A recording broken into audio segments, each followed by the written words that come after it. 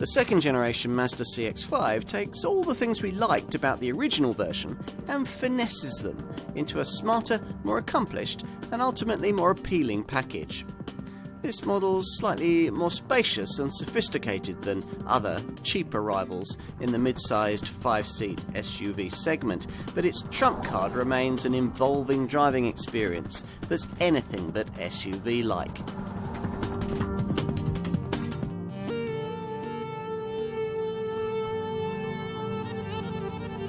Revolution is usually followed by evolution, particularly when it comes to cars. Here's a good example of that, the second generation Mazda CX-5. It's a car with quite an act to follow. Its predecessor was so successful that by the time this Mark II model was introduced in the spring of 2017, CX-5 sales were accounting for more than 25% of Mazda's global production.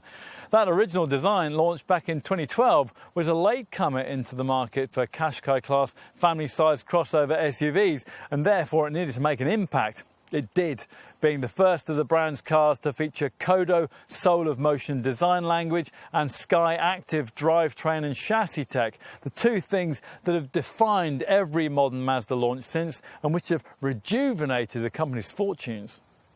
By 2017, though, with over 1.5 million sales on the board, it was time for a rethink. Not only was the CX-5's shape becoming a little over-familiar, but other rivals were starting to threaten this Mazda's acknowledged position as one of the best driver's cars in the class. There was also the need to update this SUV with the latest safety and infotainment tech and add in equipment features that couldn't be had on the original version, things that segment buyers were by now demanding, like a powered tailgate and head-up display. So this second generation CX-5 has been evolved in all of those areas in order to counter the increasing threat posed by the new rivals that continue to pour into this sector, most notably in recent times from Vauxhall, Volkswagen, Skoda and Seat. Now Mazda saw no need to go to the expense of a completely new platform or a fundamentally redeveloped range of engines, but we do get a much smarter look, a classier interior, a more rigid body that further improves those drive dynamics and a whole host of new technology features. Will it all be enough, though, to keep this car competitive? Let's find out.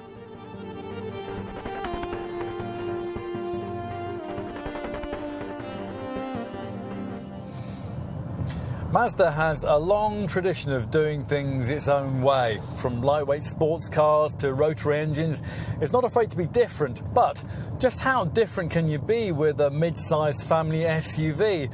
A class of car that's actually become quite formulaic, especially when it comes to driving dynamics. Well, in this regard, a lot of brands competing in this segment simply haven't tried very hard, and you can see why.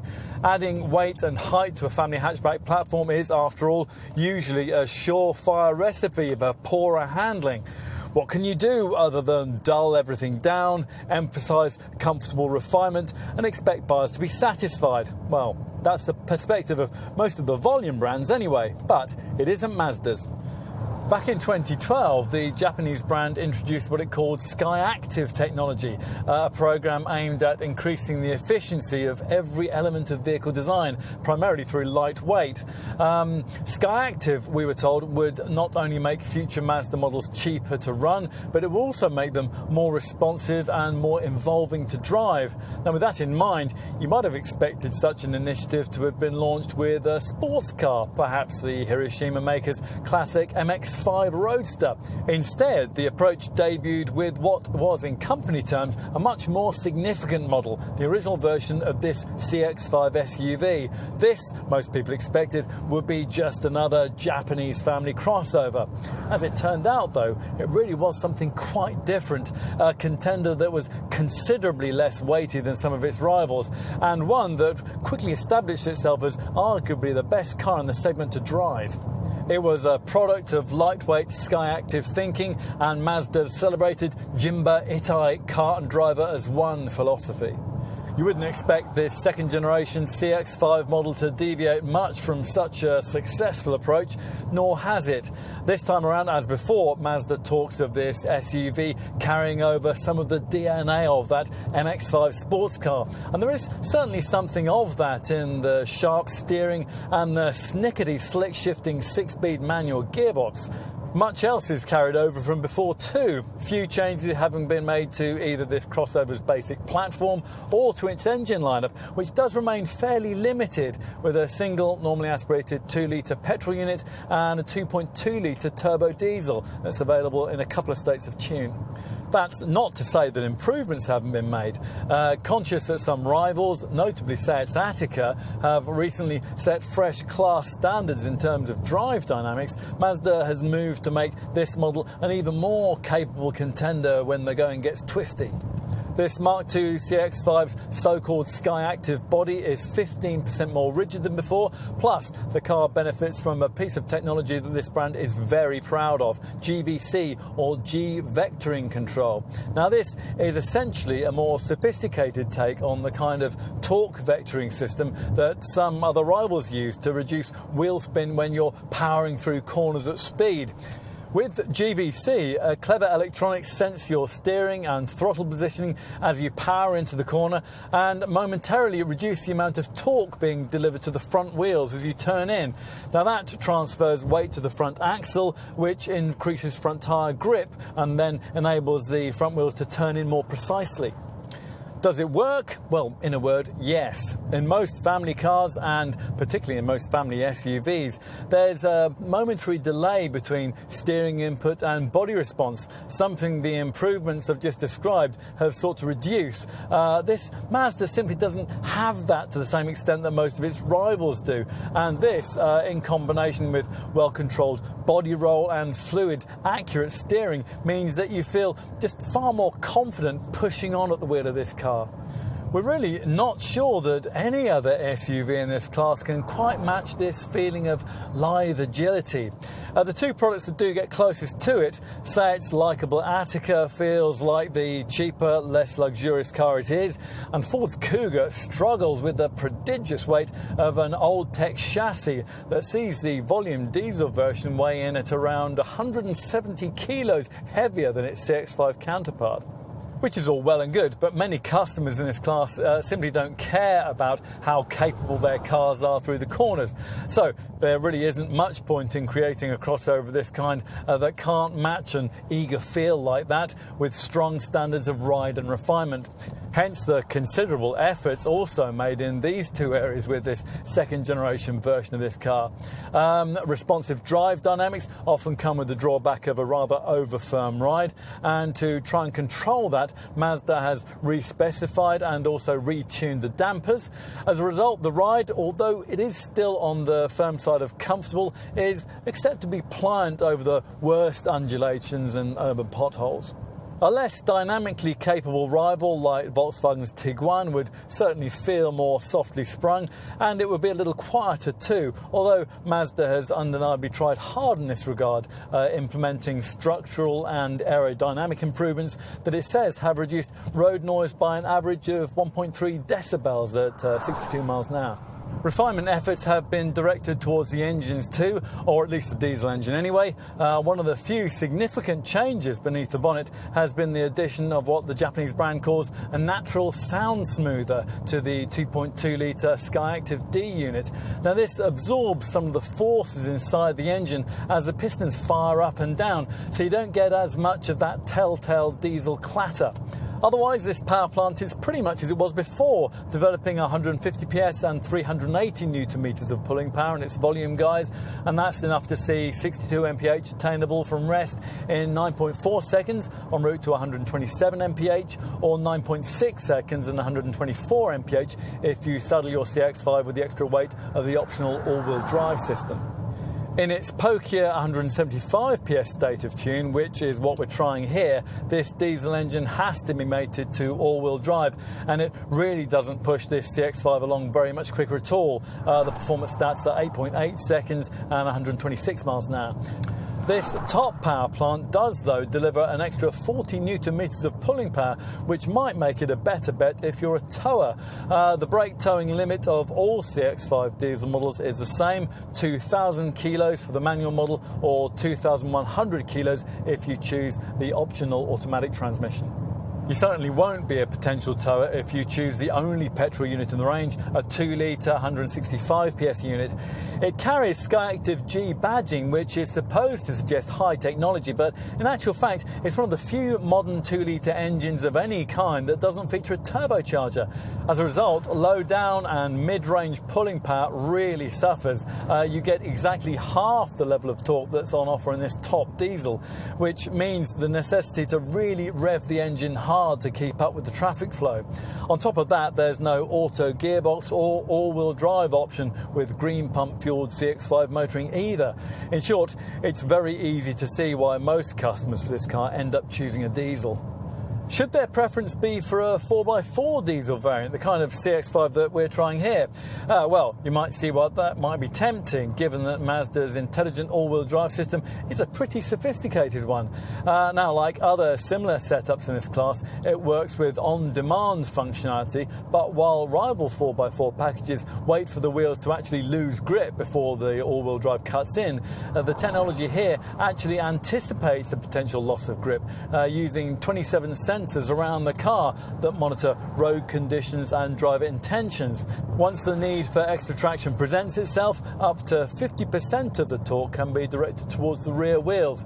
Now, it won't be enough to take you very far off-road, but nobody buys this Mazda to tackle anything more arduous than a light field track or a muddy car park, which is just as well because you don't get the half-decent ground clearance or the hill descent technology that even compromised rivals in this class can sometimes provide.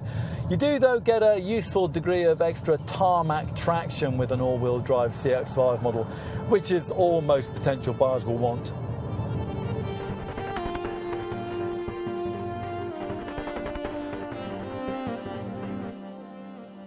This second generation CX-5 is a lower, sleeker thing than its predecessor, further developing the so-called Kodo soul of motion design philosophy that defined the look of the previous model.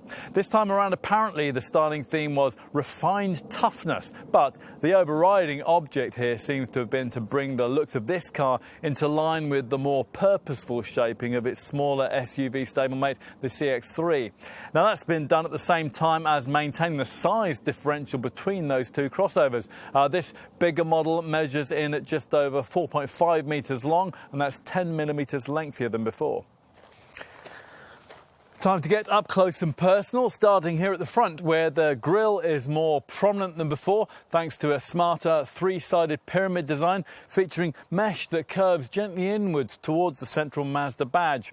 Satin chromed lower framing flows up into these so-called signature wings that underscore these slimmer LED headlamps, and those are modelled on those used in the brand's MX-5 sports car. LED technology is also featured in the incorporated daytime running lights and in these beady lower fog lamp bezels, which are pushed right out to the corners of the car to emphasise the width of it. The result of all this is a double dose of attitude. Were this Mazda to appear in your rear view mirror, it'd certainly get your attention. Move around to the side and you get a better perspective of the major thing that's changed with this second generation model. A much lower stance thanks to a significant 35mm reduction in roof height. The central belt line's lower too, framing a side glazing area that looks larger than it actually is thanks to blacked out B and C pillars. That's complemented by rear privacy glass. The panel shaping's more interesting than before too, and it's characterised by this short, high-set rear C-pillar crease that flows from the tail lamp and this longer swage line that rises from the rear door handle and runs to the top of the front wing. A lower crease just above the black plastic-clad door sills gives the flanks some shape, separating wheel arches that are finished with more black plastic cladding, and they house alloy rims that are either 17 or 19 inches in size, depending on the trim level you've selected. We've got the gunmetal finished 19 inches here. As for the rear, well, the look and feel is very much as it was before. This cowled rooftop spoiler and these smeared back three-dimensional lights give a sporty look, while this black plastic trimmed lower section with its twin exhausts is supposed to underscore this Mazda's SUV credentials. A word too for this particular car's optional Soul Red metallic paint that's created using a 3-layer application, 2 of them reflective and translucent. Now apparently this represents a major advance in painting technology, shining with a brighter and deeper luster than before to complement the intricately shaped panel work. Underneath all of this, the platform that this second generation model sits on is basically the same as it was before, although Mazda says that more than 50% of the parts around it have either been changed or completely redesigned. Now, most importantly, the body shell that's bolted to this chassis is 15% stiffer this time around, and that is a major contributor to this Mark II model's further improved driving dynamics. Take a seat at the wheel and you're treated to a masterclass in how it's possible to completely change the look and feel of this part of the cabin without altering any of its essential dimensions or hard points. 2 things are primarily responsible for this, and the first change is predictable given the fact that interior quality was one of the original CX-5 model's biggest flaws. This time around it's a very different story, with an upmarket feel that's clearly been inspired by the German brands that Mazda wants to emulate. Now, the magazines point out that some Teutonic mid-sized SUV products, Volkswagen's Tiguan, for instance, can still improve on what's on offer here. But those writers omit to mention that to get that kind of ambiance, you have to spend an absolute fortune on some of the plushest trim levels. In contrast, even the most affordable CX-5 models feel decently opulent, with most of the surfaces that you regularly interact with being soft to the touch and complemented by silver trimming and smart piano black inserts. If you are able to spend more though, plusher variants like this one feature stitched leather upholstery that's also extended onto the doors, onto the dash and onto the sides of the centre console. It looks particularly smart with this optional stone leather finish.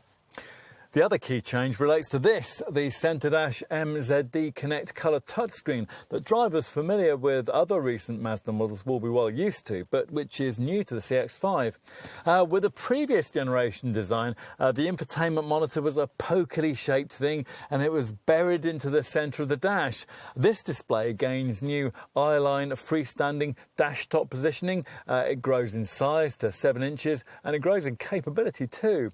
Incorporated features not only include standard navigation and Bluetooth connectivity, but also Facebook and Twitter integration and AHA-powered internet radio streaming. Plus you get a DAB audio setup and Wi-Fi hotspot functionality that, amongst other things, enables you to use a local search system to find places of interest along your route.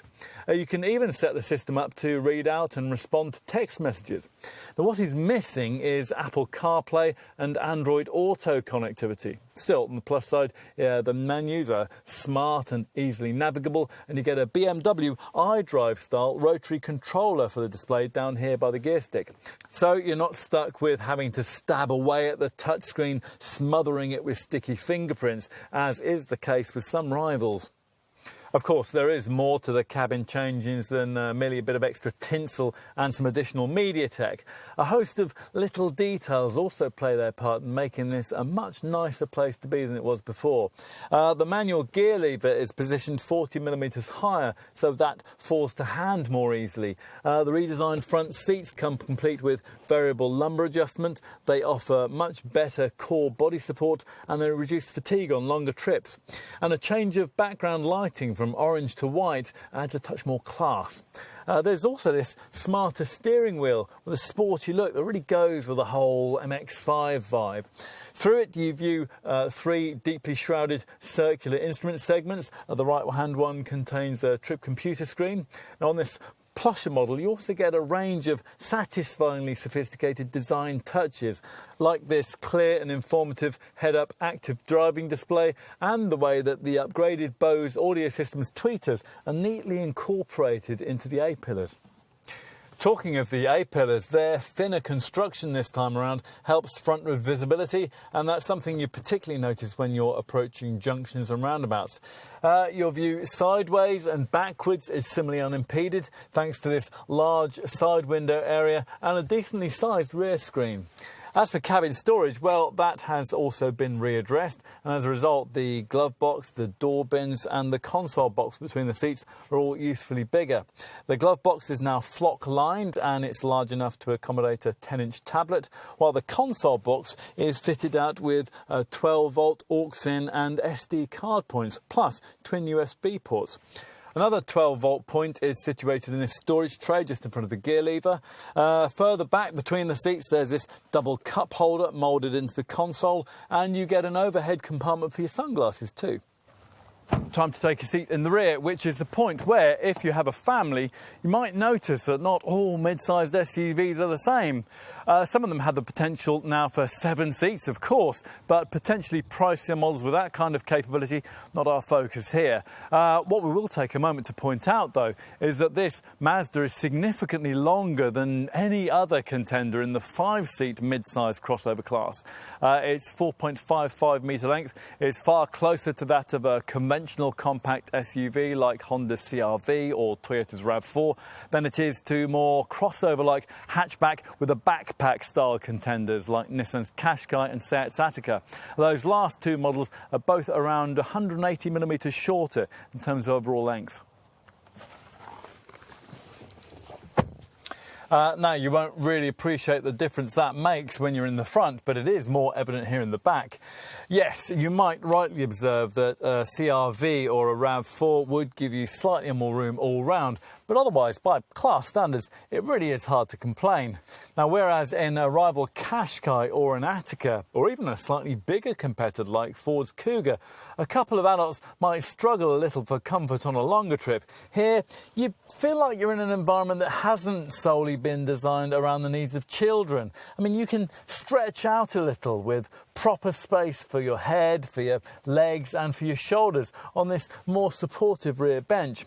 And you can stretch back too, thanks to the addition this time around of a reclining seat mechanism, which allows the backrest to be pushed rearwards through 2 stages to an angle of 28 degrees for greater comfort on longer journeys. Now, unfortunately, this hasn't been accompanied by the kind of rear seat sliding system that you could have in a rival Volkswagen Tiguan. As usual in this class of car, it's asking too much to have a rear compartment wide enough to comfortably seat 3 adults, but when there are just 2 of you, it's possible to use this neat centre armrest, which incorporates not only the usual twin cup holders, but also twin USB points and a storage tray with a useful pen slot. Rear-seated folk also get their own twin air vents, plus there are the usual ISOFIX child seat fastening points on the 2 outer seats. The view out, that's reasonably good too, although smaller passengers may find the window line a little high unless they're on a booster cushion. As for finding somewhere to keep smaller items, there are seat back mat pockets and there are small door bins too. Finally, let's take a look in the boot. Now, this is an area of the car accessed on this plusher model by this painfully slow-powered tailgate. Like most other SUVs in this class, the loading sill is a bit higher than it would be in an ordinary family hatch, but it's not so far from the ground as to be insurmountable when you have heavily packed holiday suitcases to fit in. And we had expected that the relatively long length of this CX-5 would have given it a class-leadingly large boot, but in actual fact, the cargo area's 506-litre capacity, that's just 3 litres more than the original design could offer, merely meets the prevailing class standard. To be fair to Mazda, the area provided is significantly bigger than the space you get in a rival Nissan Qashqai or Ford Kuga, and there's certainly enough room for a couple of pushchairs and easily enough width for a typical set of golf clubs. These removable corner floor panels help in that regard.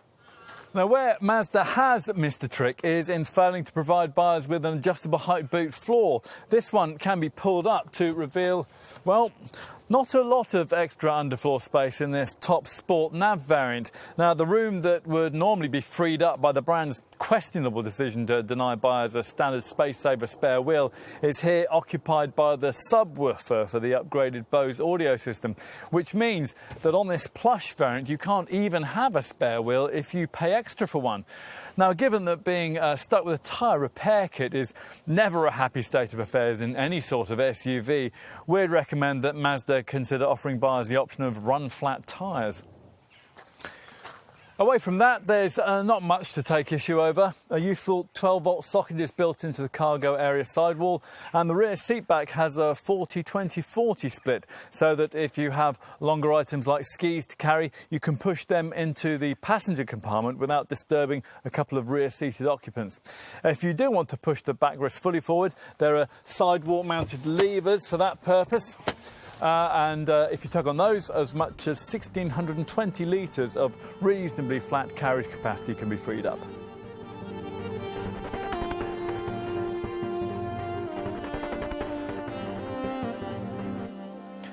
Unlike some of its key Qashqai class rivals, Mazda's not interested in feebly powered entry-level petrol and diesel engines or Spartan, affordably orientated trim levels. Bear that in mind when you're considering pricing that starts from just under £24,000 and ranges up to just over £33,000 for the various models on offer. All of them offer 150 PS or more. The brand gives you just two main well-equipped trim levels, SEL Nav and Plusher Sport Nav, both of which are available if you go for the entry-level option in the range, the Sky Active G 165 PS 2-litre petrol power plant that only comes with two-wheel drive and a manual gearbox. Most customers, though, will find the £2,000 premium to get themselves the alternative 2.2-litre Sky Active D diesel, which requires a budget approaching £26,000 or more. The popular option here is the 150 PS unit, which can be ordered in either two-wheel drive or all-wheel drive forms, with automatic transmission, a £1,500 option in each case if you want it. Now, with this engine, there's a £2,000 premium to pay if you want to progress from two-wheel drive to all-wheel drive. So do make sure you actually need that extra traction. At the top of the range, there's the more potent 175 PS version of that diesel that we're trying here, and that's only offered paired with all-wheel drive and only available with top Sport Nav trim, which accounts for asking prices which from launch began at around £31,500. At this level in the lineup, the option price for automatic transmission rises to £1,800. Enough on the range. What about rivals in the 5-seat Qashqai class sector of the SUV market? Well, in considering these, you have to remember that virtually all the models that come to mind have price lists that begin with lower powered 1.2, 1.5 or 1.6 litre variants, which don't really directly compare to what's on offer in this CX-5 lineup. For relevant comparisons, then, you'll have to limit your opposition search to crossovers in this class in their pokier guises. Now, do that, and this Mazda can look very good value. In fact, a number of obvious competitors will be significantly pricier than this CX-5. More feebly powered Nissan Qashqai 1.6 DCI 130, for example, costs over £1,000 more, while the least expensive 2-litre Blue HDI diesel version of Peugeot's 3008 is around £3,500 more. Less surprising as the news that you'll need £2,000 to £3,000 more for comparable versions of premium badged models in this class, like BMW's X1, Audi's Q3 and Mercedes GLA.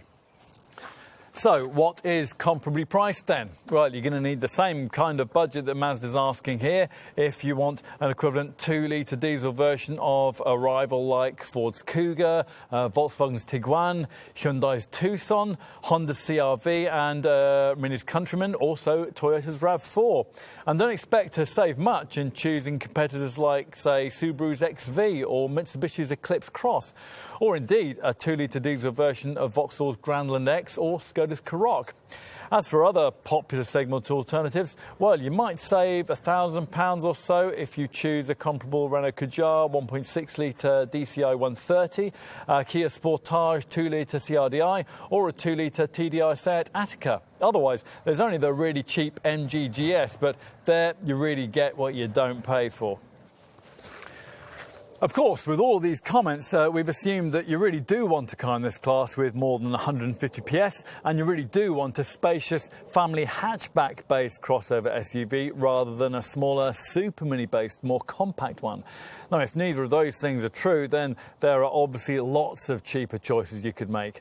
As we've already said, most of the SUVs we've already mentioned are available with the kind of smaller, less expensive engines that you can't have in this Mazda. So if you look at saving a few thousand and get yourself one of the bigger super mini based crossover models, you'll also be primarily limited to less powerful units of that sort. So we're thinking here of contenders like Honda's HR-V, Jeep's Renegade or Suzuki's SX4 S-Cross. Mazda, though, says quite rightly that crossovers of that sort are more directly targeted by its smaller CX-3 model. If, having considered all of that, you conclude that it is a CX-5 that you really want, then you're going to feel quite vindicated in your choice when you come to study the standard specification tally, because it is pretty comprehensive.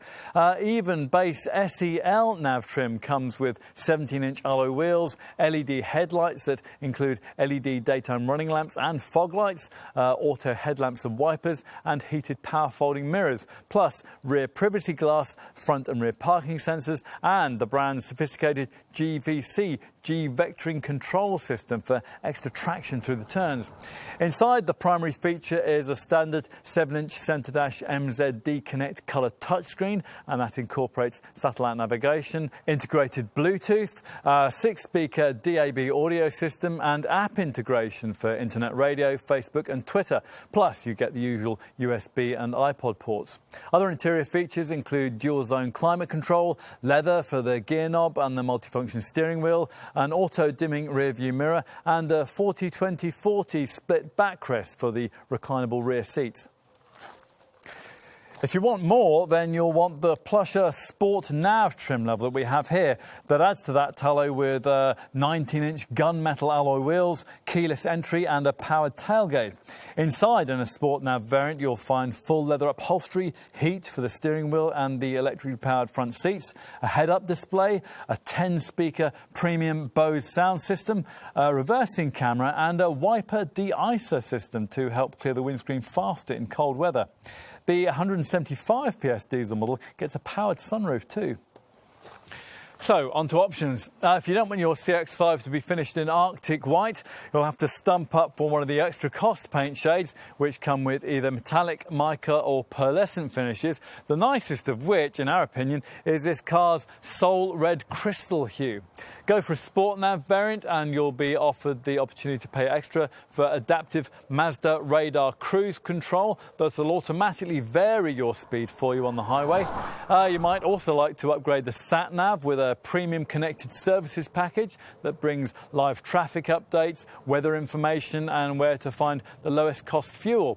Plus, it really lifts the cabin if you can change the standard Sport Nav black leather upholstery for the lighter stone leather trim that we've been trying here.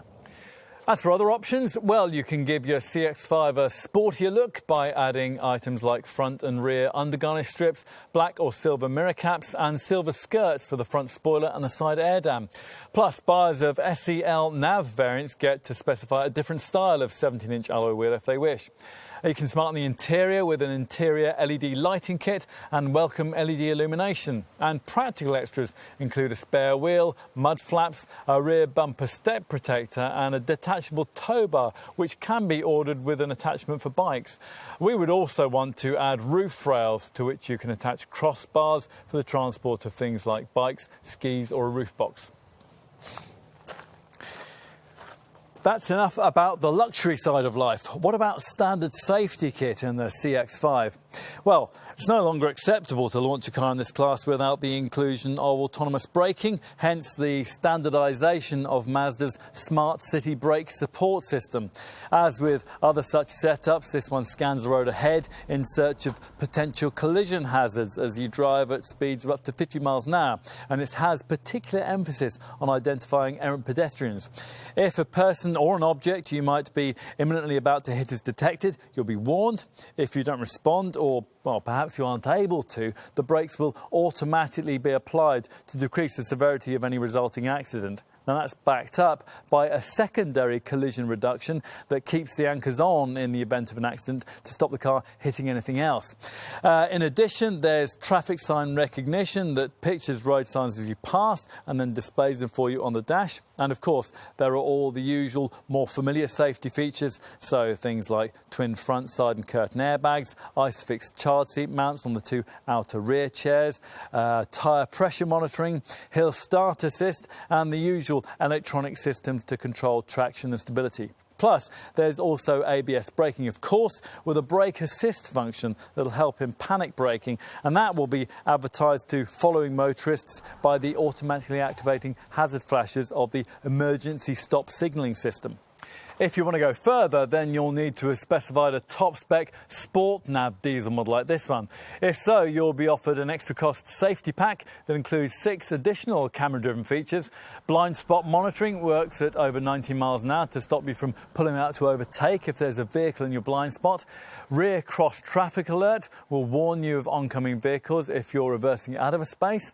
Adaptive LED headlights automatically dip themselves for you at night in the face of oncoming traffic. Driver attention assist works at over 40 miles an hour to monitor your reactions for drowsiness, and it'll warn you if a reduction in driver response reveals a need to stop for a restorative coffee. Rear smart city brake support prepares the car for impact from behind. And finally, lane keep assist works at speeds of over 38 miles an hour to alert you if you drift out of your lane on the highway before gently steering you back to where you should be.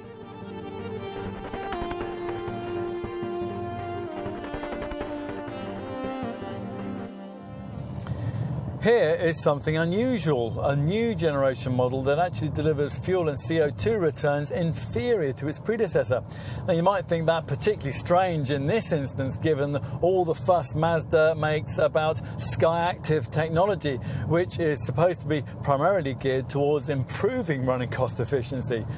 Like us, you might think it difficult for the Japanese maker to maintain that stance when the frugality and cleanliness of this second generation CX-5 are beaten by just about every direct segment rival. To be fair, the differences aren't great, and in real world terms they might very well not exist at all. How so? Well, let's try and explain. Ever since the Volkswagen Gate fiasco in 2016, car makers have been coming under increasing pressure to design engines that are clean and frugal in the real world, not just in the NEDC rated efficiency tests. Mazda reckons that it's one of the first brands to do exactly that, and maintains that the figures it quotes are actually achievable by Mr. and Mrs. Average on the school run, on the supermarket trip, or on the annual skiing jaunt to Chamonix.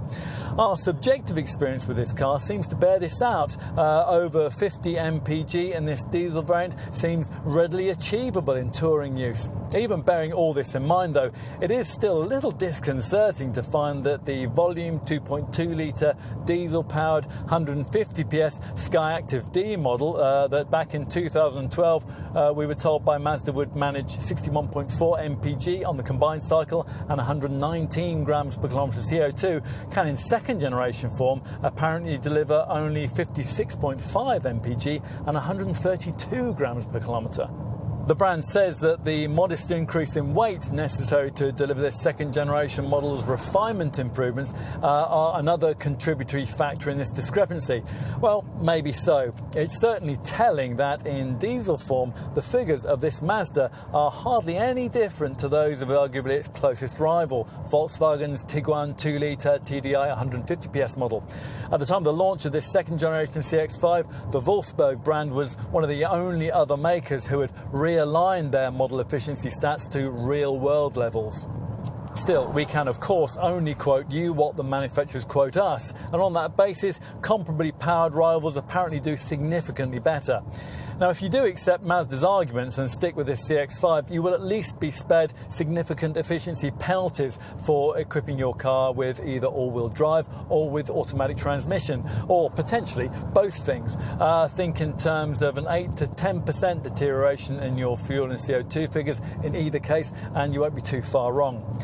Diesel buyers who do trade up to the Pokia 175 PS variant that we're trying here won't be particularly heavily penalised either.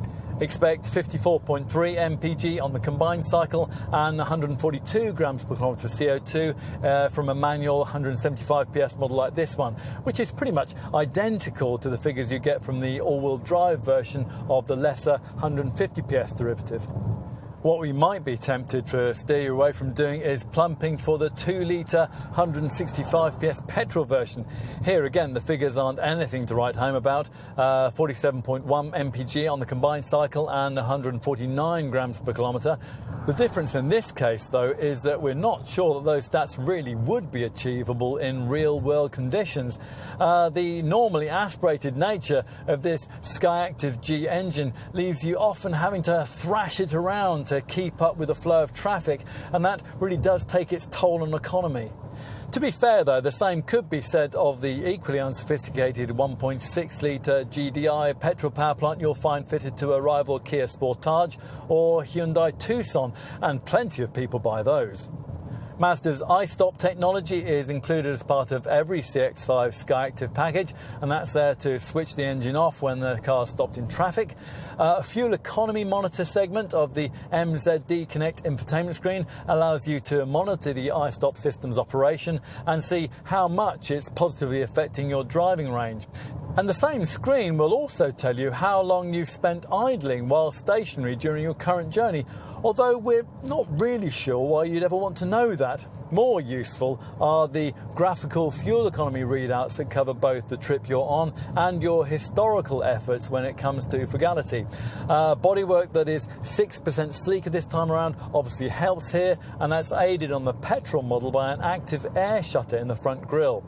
If you have a 4x4 variant like this one, then you'll also appreciate the way that the intelligent all-wheel drive system keeps you front-driven for the maximum amount of time possible.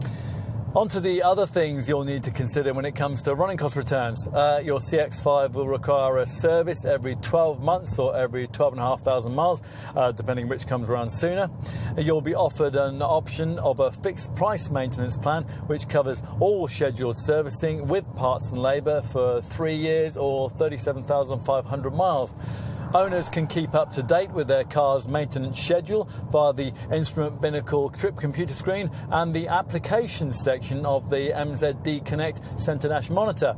To help you keep track of what work's been carried out, you can access a digital service record online, and you can use a useful My Mazda app to receive reminders about servicing, to book your car in at your local dealership, and to access a digitally stored record of your model service history. What else? Residual values. Well, this Mazda does well here. Independent experts reckoning that a CX-5 will return between 42 and 46% of its original purchase price after the usual 3-year, 60,000 mile operating period. The variance depends on the derivative you choose. That puts this SUV on a par with strong performing rivals like Volkswagen's Tiguan and even Audi's Q3. As a result, leasing costs for this CX-5 are competitive, even when they're compared to some crossovers in this segment that feature a lower sticker price. Now, we should also mention the warranty. That's the usual unremarkable 3-year, 60,000 mile package. If you want to extend that, you can do so via optional Essential, Elite and Complete plans. Included in the standard package is a 3-year paintwork warranty and 12 years of anti-perforation cover. In addition, there's a Mazda accident aftercare scheme, which sees the company liaise with your insurer after an accident, making sure you have access to a courtesy car if you need one, and ensuring that all the repairs are carried out to full Mazda standards. Finally, let's tell you about insurance. If you opt for the 2-litre petrol model, you'll pay a premium based on a Group 17E or 18E rating. That depends on the trim level you prefer.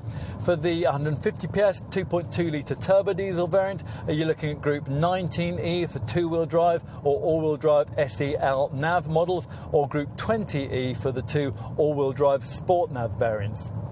This 175 PS Sport Nav all-wheel drive model is rated at Group 23E. Now, there's no grouping incentive to opt for the extra camera-based elements provided by the extra cost safety pack. It really is about time that the insurance industry started playing its part in incentivising drivers to take features like that seriously.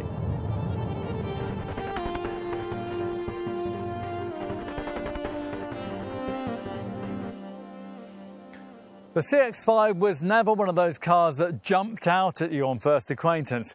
It still isn't, but as with many Mazdas, its modesty hides a surprisingly engaging product, one that's well packaged, nicely made and very smart to look at. Add in a high specification and competitive pricing and you have a strong proposition. Of course, these days nothing less than that is necessary given the fierce competition in the Qashqai class segment.